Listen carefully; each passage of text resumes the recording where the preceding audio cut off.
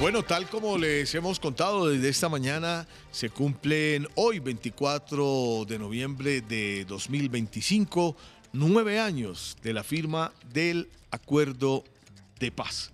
Y a esta hora queremos saludar a dos invitados, uno que tenemos aquí en el estudio y otro que está allí en Manizales.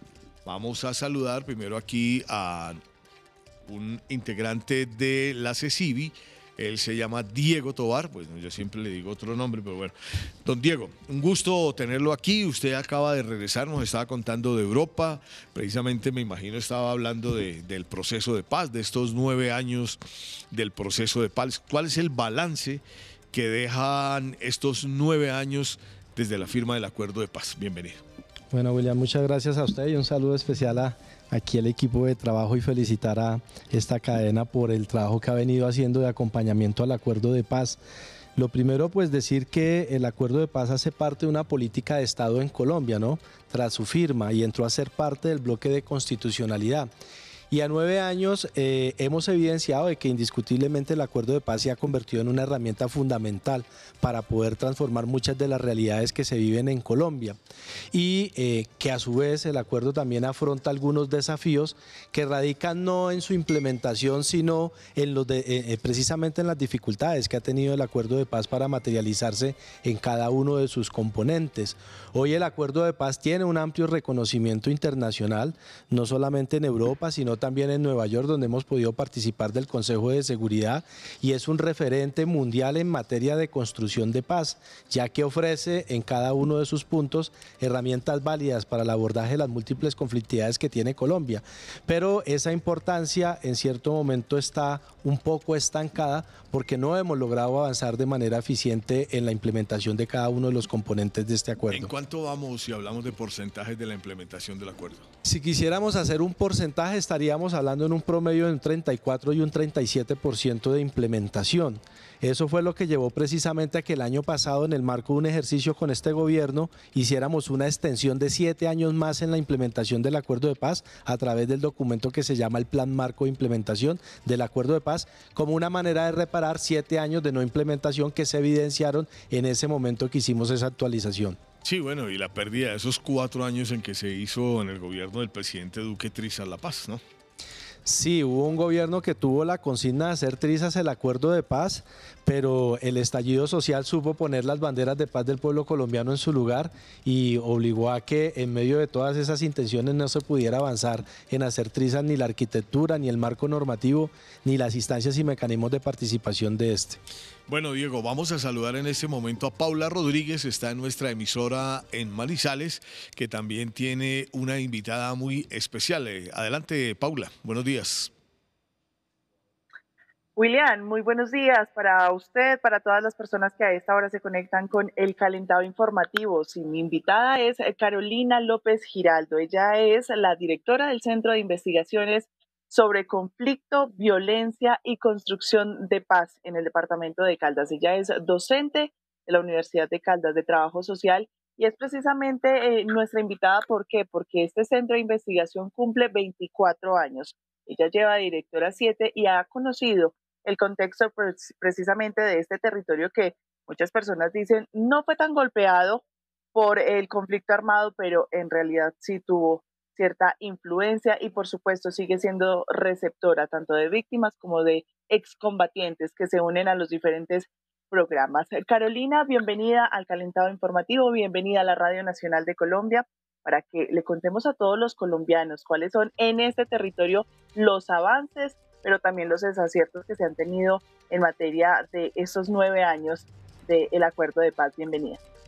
Bueno, un saludo muy especial a quienes nos escuchan y nos pueden visualizar a través de Radio Nacional de Colombia. Pues agradecer la invitación a hacer el balance de este que, como ya lo venía diciendo el otro invitado, pues hace referencia como a uno de los principales referentes en materia de construcción de paz en el mundo. Debemos sentirnos orgullosos como colombianos y colombianas de tener una de las agendas de construcción de paz, digamos que se compromete con la solución estructural de puntos puntos neurálgicos del conflicto armado en Colombia, no solo del periodo reciente de conflicto, sino que se ha constituido como en las causas estructurales que han permitido que se siga reeditando en nuevos ciclos ese conflicto armado.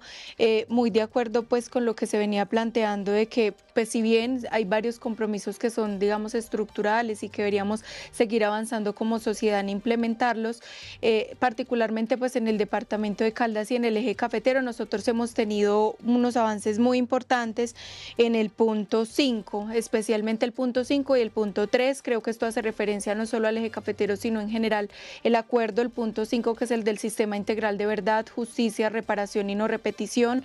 Hemos logrado con la academia, con organizaciones de víctimas y derechos humanos que se logren territorializar el trabajo de las instituciones, entre ellas la Unidad de Búsqueda de Personas Dadas por Desaparecidas, que hoy tiene planes regionales de búsqueda en el territorio.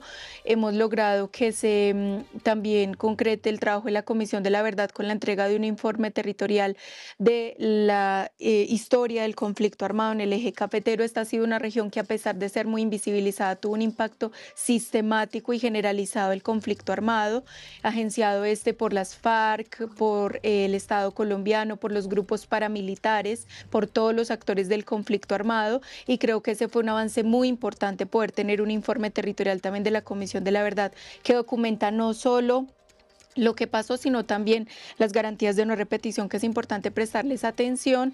Ahí pues digamos que ese es uno de los puntos que tiene mayores avances. La Jurisdicción Especial para la Paz, también tenemos un trabajo importante con la jurisdicción. Estamos a la expectativa de que comparecientes que se presentan por diferentes hechos y violaciones de derechos humanos cometidas en el departamento de Caldas, Quindío y Risaralda pues puedan empezar a articular esfuerzos también en sus trabajos, obras o actividades con contenido reparador y restaurado, lo que se ha conocido como las sanciones propias.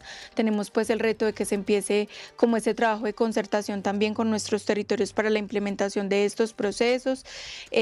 Otro de los puntos que sin duda no podría dejar de mencionar es el punto 3 de fin del conflicto armado. Acá en la región sí se ha percibido un desescalamiento muy importante del conflicto armado, producto de la misma firma del acuerdo de paz, del mismo proceso de negociaciones. Sin embargo, pues ahí no podemos bajar la guardia, pues el departamento de Caldas en particular tiene fronteras muy delicadas con el suroriente de Antioquia y con otros departamentos del Valle del Cauca, fronteras macroterritoriales que es muy importante prestarles atención, porque yo diría que uno de los principales retos que hoy tenemos en el país frente a la implementación del acuerdo de paz es la reconfiguración del conflicto armado, la recomposición de actores armados, que incluso muchos de ellos, algunos se justifican en precisamente el incumplimiento de los acuerdos. Yo creo que este es un reto muy importante al que debemos seguirle prestando atención. Otro de las dificultades que nosotros hemos percibido en el territorio es la falta de articulación interinstitucional para la implementación de los acuerdos de paz. Si bien también hemos tenido, por ejemplo, avances en el punto 1, que es el de reforma rural integral, creo que el trabajo de la Agencia Nacional de Tierras ha sido importante, especialmente en los últimos años. Sin embargo, ahí persisten como dificultades en la articulación entre diferentes entidades del Estado, la gobernación, las alcaldías y otras entidades del Sistema Nacional de Atención y Reparación Integral a las Víctimas o el Sistema Integral para la Paz. Hace falta mucha articulación para lograr efectivamente dar una respuesta más integral a los territorios y por supuesto una implementación más integral del acuerdo de paz. Son como algunas de las dificultades que yo diría son importantes reforzar. Ello también reforzando la necesidad de reforzar la presencia del Estado en nuestros territorios, cómo garantizar que el conflicto armado no se vuelva a escalar, no llegue, no vuelva a afectar la vida de nuestros territorios, nuestras comunidades. Pues eso tiene que ver con el fortalecimiento de un Estado, que no sea un Estado frágil, que no se abandonen ciertos territorios, generalmente las zonas rurales dispersas de nuestros municipios y departamentos, en este caso en el eje cafetero, pues siguen siendo un foco muy importante para prestarle atención, para que ojalá estos hechos que en el pasado reciente ocurrieron no se vayan a volver a repetir. Sí, doctora Carolina, ya vamos a volver con usted allí a Manizales. Aquí nos acompaña en el estudio Diego Tovar. Diego, quisiera hacerle la siguiente pregunta. Son 6 puntos que forman el acuerdo de paz. ¿Cuáles son los puntos más avanzados? ¿En cuáles sí ya se ha cumplido, se ha avanzado en la implementación y en cuáles no? Bueno, lo primero señalar, Carolina nos hacía un buen resumen del estado de la implementación. Todo, sí. Uno de los puntos en los que más logramos avanzar en eso que se denomina la implementación temprana o el primer momento de la implementación es precisamente el tercer punto, que tiene que ver con todo el proceso de dejación de armas, donde en cabeza de lo que conocimos como la primera misión de las Naciones Unidas se certificó el cumplimiento por parte de las FARC en todo el proceso, no solamente de llegar a los ETCRs o las zonas veredales en aquel momento, sino todo el proceso de dejación de armas. Algunas particularidades a tener en cuenta: es uno de los ejercicios de dejación de armas con mayor cantidad de armas per cápita, o sea, era algo así como 0,65, que es un nivel alto de armamento para la cantidad de hombres y mujeres que se acogieron allí. Y luego de eso viene algo interesante, y es que hoy más del 85% de las y los firmantes estamos comprometidos en materia de implementación del acuerdo de paz y vigentes en el proceso de reincorporación. Eso no quiere decir que el 15% esté reincidiendo, sino que van 481 asesinados hoy firmantes del acuerdo de paz y cerca de una cifra igual de personas que han fallecido por diferentes circunstancias durante este periodo. Algunos se han marginado del proceso de reincorporación para no ser víctimas de la estigmatización que está sufriendo hoy el proceso de reincorporación, y otros de los que no tenemos rastro de cuál habrá sido como la decisión que tomaron, y obviamente dentro de eso un porcentaje muy pequeño de personas que decidieron reincidir. Ese es uno de los puntos más avanzados, digamos, en materia de resultados, y podríamos señalar muy rápidamente algunos objetivos que se han alcanzado. En el marco precisamente de este gobierno hemos avanzado en cerca de 1.400.000 hectáreas para lo que se denominó el Fondo de Tierras, ¿no?, que son 3 millones de hectáreas para campesinos sin o con tierra insuficiente, y se ha venido avanzando en una cifra un poco mayor en lo que tiene que ver con formalización de tierra. Y podríamos ir señalando así, digamos, algunos puntos en los que hemos avanzado significativamente, como la misma reforma política, ¿no?, como el mismo punto de la participación política. El estatuto de la oposición, que es una herramienta que hoy le sirve a los partidos que se han declarado en oposición contra este gobierno, es una herramienta, un instrumento que nos dio el acuerdo de paz. Y hay algo interesante que vale la pena señalar, y lo decía Carolina en su intervención, y es el modelo de justicia transicional. La Comisión de la Verdad pudo funcionar durante algo más de 3 años y generar algunos insumos que nos permiten entender la complejidad del conflicto social y armado en Colombia. La JEP viene haciendo lo suyo, obviamente con muchas dificultades, algunos desafíos que tenemos allí, pero viene avanzando. Y hay algo interesante que vale la pena señalar, y es que los firmantes hemos adelantado más de 300 acciones reparadoras de manera temprana, con procesos de víctimas en diferentes partes del país, como parte de nuestro compromiso, aparte de la contribución en el sistema y en el modelo de justicia transicional. Y digamos, como queriendo puntualizar algo ahí, William y demás, es que Carolina mencionaba eso muy rápidamente, pero hay 3 dimensiones importantísimas del acuerdo de paz. Uno, que es la arquitectura institucional, que es precisamente esa desarticulación institucional que ella mencionaba, y esa arquitectura institucional es una tarea fundamental a fortalecer. 2, el marco normativo para la paz, y es que se tiene que fortalecer todas las políticas, planes, programas, proyectos y demás que garanticen la adopción del acuerdo de paz. Y 3, que era lo que estábamos haciendo incluso en la gira por Europa, y era la importancia de reconocer y fortalecer las instancias y mecanismos de participación de la ciudadanía, que es lo que genera la gobernanza para la paz al interior del acuerdo. Bien, sí, ahora a propósito de la JEP va a cumplir 10 años, tiene por ley, se puede prorrogar otros 5 años. Hay eso con base en el acuerdo. Ahora, hay un problema ahí que incluso lo han hecho manifiesto miembros de los que se están reincorporando, señalando incluso a través de un documento escrito muy bien elaborado, diciéndole al presidente de la JEP: nosotros necesitamos celeridad, porque no hay una celeridad en el proceso mismo y los tiempos se acortan. La JEP va a terminar su periodo y no queremos terminar después en la justicia ordinaria. Entonces, ¿eso cómo va? ¿Cómo lo están replanteando ustedes? Porque sin duda 6 años se pasan volando. ¿no? Sí, ese es un tema que ha llamado bastante la atención. Primero, la JEP, hay que hacer claridad, es una institución que crea el acuerdo de paz en el marco de ese diálogo y ese acuerdo entre las dos altas partes contratantes. Y se le da un mandato específico, es avanzar en sancionar los máximos responsables del conflicto, estableciendo algunos patrones que permitan, a través de ejercicios un poco simbólicos dentro de esos patrones, abarcar la mayor cantidad de afectaciones que se dieron en el marco del conflicto. En eso vale la pena decir que nuestro antiguo secretariado ha venido cumpliendo 100% con su sometimiento a este ejercicio en calidad de máximo responsable, pero la JEP ha entrado en la tentación de querer cada vez vincular a nuevos, no máximos responsables, pero vincularlos en procesos judiciales que la están dilatando y que la están llevando a hacerse muy lenta. Lenta porque va a tener muchos casos, porque va a tener que agrandar los equipos, porque va a tener muchos temas que investigar y no está avanzando en darle respuesta a las víctimas. Hace un año precisamente el secretariado, previo a una de nuestras participaciones en el Consejo de Seguridad, renunció a la presunción de inocencia, como una manera de decirle a la JEP: necesitamos que avance rápido en dar las sanciones para poderle responder a las víctimas, porque no es que no quieran responder los firmantes, es que la JEP no ha podido avanzar efectivamente en la emisión de las sanciones. Y hay algunos otros desafíos que tiene la JEP porque han querido interpretar a su modo el acuerdo de paz.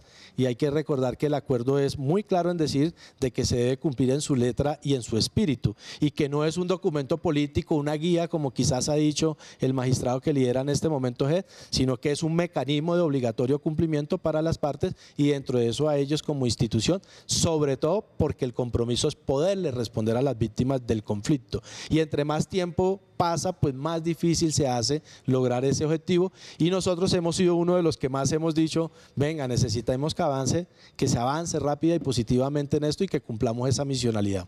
Diego. Bueno, perdón, dale. En el gobierno pasado hubo como ciertos obstáculos que ese gobierno quiso ponerle a toda la implementación de los acuerdos de paz. Como bien lo decía William, siempre como que la premisa fue hacer trizas los acuerdos de paz. El acuerdo de paz. Ahorita en este gobierno nuevamente como que toma un aire y se ven todos estos avances que usted nos está relatando. ¿Qué expectativas tienen ustedes ahorita que viene un cambio de gobierno que no sabemos todavía de qué línea política será? ¿Qué piensan ustedes que va a pasar con lo que queda para esta implementación, para que termine siendo un éxito al final y que sí se pueda cumplir todos los puntos del acuerdo?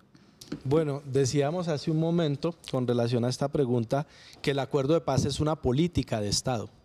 Y al ser una política de Estado, pues es de obligatorio cumplimiento para cualquiera de los gobiernos que asuman, digamos, el manejo del Estado colombiano después de unas elecciones.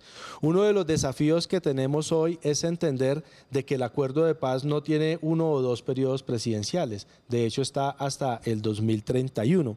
Y lo que esperamos nosotros es volver a poner en el centro de la discusión, pues ustedes son más que nadie claros de que el país ha dado un viraje a esos escenarios de polarización propios de hace 10, 15, 20 años, donde pareciera de que lo que se vende ahorita en el escenario electoral son propuestas en materia de seguridad, muy ligadas a repetir fenómenos de guerra y de violencia que ya hemos vivido en nuestro país. Y Colombia tiene un acuerdo de paz que, como decíamos, es un referente internacional. Lleva 9 años en materia de implementación, pero los procesos sociales son como las personas. Para alguien profesionalizarse necesitaría estudiar por lo menos 18, 20, 25 años. Tema generacional. Exactamente. Y 9 años es apenas como la adolescencia o la infancia, si quisiéramos decir, de este acuerdo de paz. Lo que esperamos nosotros es que los candidatos metan este punto del acuerdo de paz en sus agendas y en las discusiones, pero no solamente los candidatos, sino también las comunidades y los territorios, ¿no? Cuando llegue el candidato o la candidata buscando el electorado, pues hay que decirle, bueno, ¿y cuál es la propuesta de ustedes? ¿Cómo vamos a profundizar la reforma rural? Sí, pero que la tierra que sea productiva. Ahí es donde falla, porque ahora, como decía el presidente Gustavo Petro, hablar de paz por estos días no da réditos políticos. Al contrario, porque es que usted sabe, si usted mira las encuestas, pues básicamente todo se está llevando otra vez al mismo momento previo al 2002, cuando ganó el presidente Álvaro Uribe, y es hablar de seguridad. Seguridad. Yo le quería preguntar a Carolina ya justamente, Después de 9 años del acuerdo de paz, usted lo estaba mencionando, pues se ha reconfigurado el conflicto colombiano y en varias regiones del país pues hemos tenido nuevos grupos armados que pues básicamente han llegado al conflicto porque dicen que se ha incumplido el acuerdo de paz. Aparte pues de la línea de mordisco, una parte de la línea de mordisco que nunca firmó el acuerdo de paz. En ese sentido, para usted, ¿cómo va la paz total? Porque ahora la paz total, pues la están acusando de todos los males que vive el país, doctora Carolina. Bueno, muchas gracias por la pregunta. Yo creo que, digamos, tenemos que seguir insistiendo en la salida negociada del conflicto armado. Estoy convencida que parte, obviamente, del acuerdo de paz es la consolidación de un proceso de negociación política entre las extintas FARC-EP y el Estado colombiano. La paz total fue eso, fue un modelo que intentó instaurar una serie de mesas y procesos de negociación. Tal vez nos deja unas lecciones, la importancia de tener unas metodologías más claras, unos métodos más claros, unos acuerdos más claros que se puedan alcanzar con estos grupos y estructuras armadas. La pregunta siempre abierta de qué tiene el Estado para ofrecerle a quienes hoy protagonizan nuevamente este ciclo de conflicto armado, a quienes vienen reorganizándose de manera armada en el territorio y tomando el control de las economías ilícitas y también de nuestros territorios y poblaciones. Creo que esa es una pregunta que hacía el profesor Francisco Gutiérrez Anín el año pasado acá en la Feria del Libro de Manizales y a mí me quedó muy presente, ¿cierto? ¿Qué tenemos para ofrecerle a esos cientos de jóvenes que se están enlistando nuevamente en estos grupos armados? Ya lo veíamos en los bombardeos hace cerca de 8 días largos acá en el país, en varios territorios, y yo creo que tenemos que seguirnos haciendo esa pregunta. ¿Qué tiene el Estado para ofrecerles en garantías de derechos digamos, culturales, también educativos, de proyectos de vida distintos para que nunca más las armas sean, digamos, la opción que tomen nuestros jóvenes, pero también las personas que vienen tomando pues como la participación en estos grupos armados? Creo que hubo muchos desaciertos, mal haríamos en decir y en romantizar pues lo que ha sido la implementación de la paz total, pero yo quisiera invitar a que tendríamos que hacer un balance de ese proceso, entender cuáles fueron los aciertos, los desaciertos y fortalecer esos procesos de negociación política, porque, insisto, hay que seguir unos procesos de negociación. Parte del punto 3 del fin del conflicto del que ya estaba hablando Diego es el desmonte del paramilitarismo. Hoy se viene fortaleciendo nuevamente el paramilitarismo con lo que se ha conocido como las autodefensas gaitanistas de Colombia, el Clan del Golfo, que hoy tiene una presencia muy importante en muchos territorios del país y que está amenazando mucho la región del eje cafetero. Entonces, yo siento que, por ejemplo, ese es un tema pendiente. ¿Qué es lo que hay que hacer para desmontar el proyecto paramilitar en el país? Un proyecto que viene desde los 60 o los 70 también y que no hemos sido capaces de desmontarlo y que además ha estado ligado a un modelo económico y político de país también. ¿Y qué es lo que hay que hacer para que podamos fortalecer la implementación de los acuerdos de paz? Porque parte importante de lo que he escuchado de diferentes profesores o personas que fueron las que lideraron estas mesas de negociación en el marco de la paz total con las disidencias de las FARC es precisamente que su argumento principal o uno de sus argumentos principales ha sido el incumplimiento de estos acuerdos de los que estamos hoy conmemorando estos 9 años. Entonces, ¿qué es lo que hay que seguir fortaleciendo, como ya estaba diciendo Diego, en la implementación a cabalidad de estos acuerdos para que efectivamente se logre restar fuerza a esos argumentos de que hay que seguirse organizando de manera armada para que como una excusa de que no se están cumpliendo esos acuerdos? Yo creo que no va a ser la contienda que viene a nivel electoral, no solo es muy compleja en términos del escalamiento del riesgo, del escalamiento del conflicto armado en los territorios, sino también de lo que implica entender como país que estamos también frente a una posibilidad de volver a elegir un gobierno que nos permita seguir transitando a la construcción de paz, o que, como ya lo decía Diego, también hay gobiernos que están abiertamente en oposición a las agendas de paz, que como el gobierno pasado de Iván Duque no logró hacer la triza a los acuerdos, pero sí logró paralizar, logró desfinanciar, logró debilitar y logró que hoy el nivel de incumplimiento de los acuerdos se haya convertido en un argumento, en una causa que estos grupos armados, algunos de ellos sustentan como el motivo del rearme nuevamente. Entonces yo creo que el año entrante sí tenemos una contienda histórica en nuestro país y es disputarnos la posibilidad de tener un nuevo gobierno de transición que nos permita permita profundizar una agenda, no solo implementación de los acuerdos de paz, sino de nuevos logros de acuerdos de paz con otras estructuras armadas que nos permitan seguir transitando como país a ese derecho que establece nuestra Constitución política, el derecho y el deber de la paz como un derecho también de obligatorio cumplimiento que tenemos en nuestro país. No queremos seguir viviendo en guerra, no queremos poner más víctimas para la guerra, no queremos que nuestros jóvenes sigan siendo bombardeados, asesinados, desaparecidos, reclutados. Yo creo que no podemos darnos ese lujo como Colombia. Tenemos toda una generación que se perdió en medio de la guerra, desaparecidos, asesinados, y que hoy están también luchando como firmantes de paz por esta consolidación de este nuevo proyecto de país. Eso, nada más y nada menos, es lo que está en juego el año entrante. Entonces, creo que es muy importante que como colombianos y colombianas tengamos como cierto grado de conciencia también de lo que viene para nosotros, o más guerra o más profundización también de un discurso bélico de seguridad, de conflicto armado, donde sigue siendo la alternativa al fortalecimiento del pie de fuerza militar y paramilitar, o un proyecto también de consolidación de una paz con mayores niveles de justicia social para los y las colombianas. Bueno, Carolina López, allí en Manizales, muchísimas gracias por estar con nosotros. Muy importante lo que está diciendo Carolina, Diego. ¿Con qué podemos concluir? ¿Cuál es su reflexión final hoy en estos 9 años del acuerdo de paz? Bueno, una de las conclusiones a las que hemos llegado nosotros a 9 años es que los desafíos que observamos hoy en materia, por ejemplo, de seguridad, en materia de consolidación de los territorios, radican precisamente en la falta de implementación efectiva de cada uno de los componentes del acuerdo de paz. Recordemos que el objetivo fundamental del acuerdo de paz es precisamente fortalecer al Estado colombiano para que cumpla con su misionalidad, y en la medida que el Estado no ha avanzado efectivamente en la implementación integral del acuerdo, por eso subsisten vacíos que están siendo fácilmente aprovechados por algunas dinámicas de conflicto como los que ya mencionaba Carolina, y todo este fenómeno de la reconfiguración de conflictividades y actores armados en el país.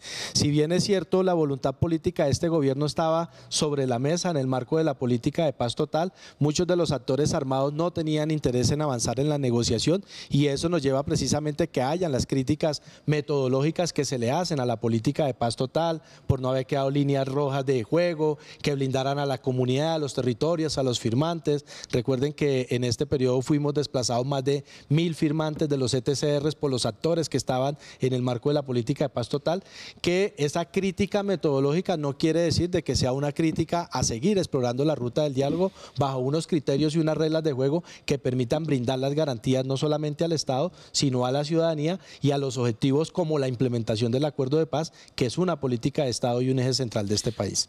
Pero, Diego, usted decía que uno de los puntos que sí se ha cumplido al 100% es el de las emisoras de paz. Bueno, ahí hay algo interesante, William, y es que el acuerdo de paz no solamente aborda el fenómeno de las violencias directas, ¿no? También aborda el tema de las violencias estructurales y de lo que llamamos las violencias culturales. Colombia ha creado una potentísima red de emisoras en el marco del conflicto, muy dispuestas a programar un diálogo o quizás un discurso un poco más afín a los fenómenos de seguridad y esto, que es la red de emisoras de la fuerza pública y todo esto que fueron propias de la década de los 2000. El acuerdo de paz se plantea crear una red de emisoras de y para la paz, desde las cuales no solamente se democratice el acceso a los medios públicos, sino que en ese proceso de democratización se le dé voz a las comunidades, a los territorios, para construir sus narrativas a través de estas 20 emisoras. Y afortunadamente en este gobierno logramos nosotros completar las 20 emisoras, o sea, el 100% de cumplimiento frente a esas 20 emisoras, que es una herramienta poderosa, tan poderosa que desde la CECIBI hace un par de meses decidimos extender su funcionamiento de acuerdo a lo que está planteado en el acuerdo final, ¿no? Y es que a partir del mes de octubre, que entraron en función las últimas 4 emisoras, del mes de octubre del año 2024, correrían los 6 años de existencia de estas 20 emisoras como la red de emisoras que está planteada en el acuerdo de paz y que están bajo la tutoría precisamente de RTBC en esa función tan interesante que están jugando en los territorios. Y que más adelante, Diego, pues vamos a tener la comunicación directa con nuestro gerente general y las 20 emisoras de paz que estarán conectadas en unos minutos aquí en RTBC en el sistema de medios públicos. Diego, pues muchísimas gracias por venir al Calentado y acompañarnos. Bueno, muchas gracias a ustedes. Para quienes estén interesados, hoy vamos a estar en el Centro Gabriel García Márquez a partir de las 2:30 haciendo una actividad precisamente en homenaje a los 9 años de la firma del acuerdo de paz, para hacer pues toda esa serie actos simbólicos que deben caracterizar la construcción de paz en Colombia. ¿Ha valido la pena hacer la paz? Ha valido. Lo que no vale la pena es seguir explorando el camino de la guerra. Eso sí, no sé. Ese es el auténtico fracaso, ¿no? Que la humanidad se vea obligada a recorrer el camino de la guerra. Por difícil que sea la paz, es mucho más gratificante que seguir en el camino de la guerra. Bueno, Diego Tovar de la CECIBI, la Comisión de Seguimiento, Impulso, Verificación de la Implementación de los Acuerdos de Paz. Muchas gracias por estar con nosotros. 9 de la mañana, 1 minuto en el Calentado Informativo.